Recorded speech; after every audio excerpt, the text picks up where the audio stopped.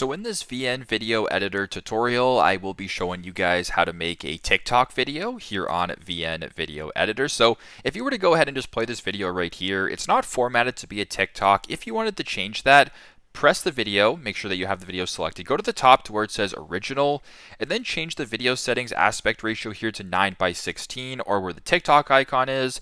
Then once you're here, you can go ahead and format this video into more of like a TikTok format here. So if I wanted to maybe add the TikTok logo, you can add that above or below, just like that. Maybe you wanted to add something different or whatever, but whatever. In this example, if I were to go ahead and play the video right here, it is now formatted in a way to where if you were to upload this to TikTok, it would fit accordingly. So pretty simple, pretty straightforward. That's how you guys can make a TikTok video here on VN Video Editor. Thanks again for watching and hope this helps.